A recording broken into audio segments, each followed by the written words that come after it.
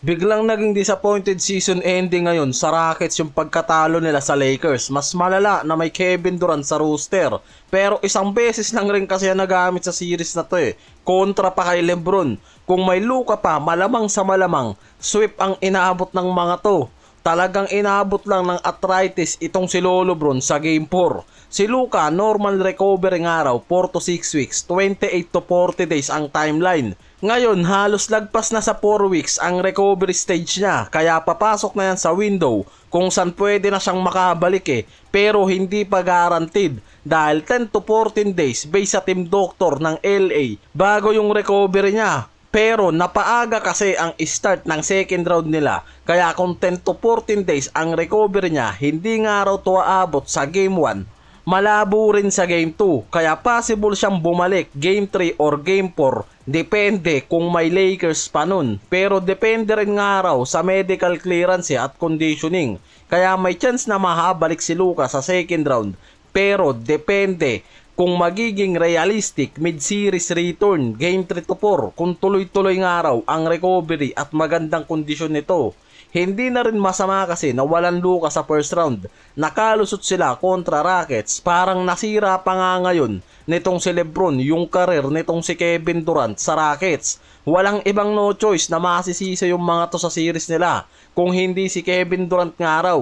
Isang beses na nga lang naglaro yan sa best of 7 nila, nagkalat pa nung game 2. Kaya yung mga teammate niya, minotivate siya. Ang problema, imbis na mamotivate, lalong hindi pa naglaro mula game 3 hanggang game 6. Nagtampo Base rin kasi mismo sa interview ng mga player ng Rockets, ang pinaka-issue talaga nila, itong si KD.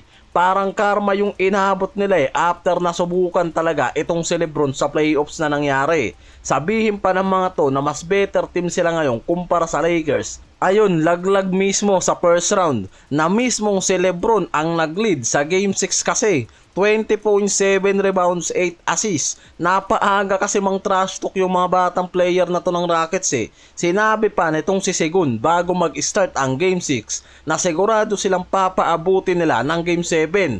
Umabot naman ang problema yung game 7 na ang hindi umabot. Pinutol ni Lolo Bron yung lubid. Sinubukan nila yung 41-year-old ayun, nangalabaw sa ilalim. Sa lagay kasi ng Rockets ngayon, isa sa malaking issue, hindi consistent ang impact ni Durant nung series nila, lalo na dahil sa injury at pagliban niya sa playoff games. Dahil dyan mismo, nagsisimula ng mag-isip ang front office kahit yung mga team niya kung itutuloy pa ba nila yung partnership dito kay Durant o puputulin agad nila. Lalo na parang nagkakandaleche-lecheng araw yung mga batang star nila. Nung una, yung Rockets ang nakikitang susunod na team dito sa OKC Thunder na magiging elite.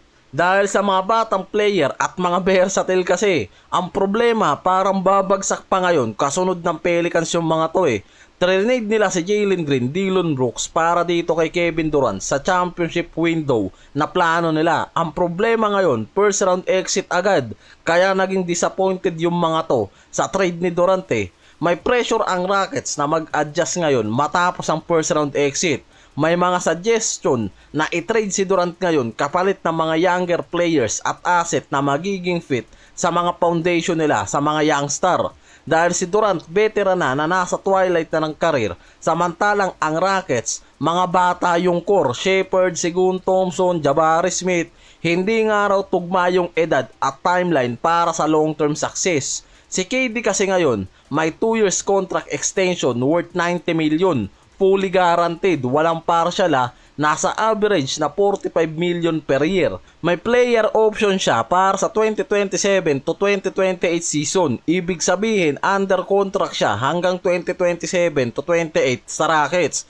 Pero may kapangyarihan kasi siya na mag-decide din kung mananatili o aalis siya sa huling taon niya dahil sa player option. Ang total deal niya ngayon sa Rockets around 3 years, 144 million kasama na yung current season. Kaya ngayon, hindi lang ang Rockets ang pwedeng araw magdesisyon sa kanya. May report din mismo na si KD na rin ngayon ang naghahanap ng team na pwede niyang lipatan next season. Sa Rockets naman, based sa report kasi ni Andy Bailey, possible i-trade ng Rockets si KD kapalit si Tyler Hero na all-star level at possible ibang asset tulad ni Nikola Jovic.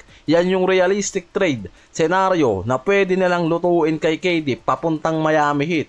Bago yung elimination game, sinabi naman ni Jabari Smith, "We are obviously the better team." Naniwala siya na mas malakas ang Rockets kumpara sa Lakers after na makuha nila ang Game 4 at Game 5. Two straight wins nasa kanila ang momentum. Kahit lamang pa sa series ang Lakers nun, confident pa rin siya na normal nga raw, parte na rin ng mindset at confidence ng player. Naging issue nga lang to mismo dahil hindi niya napanghawakan yung sinabi niya na yan. Ang nangyari kasi sa Game 6 sa mismong elimination game, 9 points lang ang ginawa niya, 3 of 11 pa na shooting. Nagsimula siya ng 42 minutes, mataas na playing time pero bagsak yung output. Nahirapan yung buong Rockets sa offense team shooting mula sa 35% lang. Kahit nasa home pa, yan yung problema ng araw masyado nilang sinubukan yung kakayahan ni LeBron pagdating sa dulo, sinabak sila ng 41-year-old.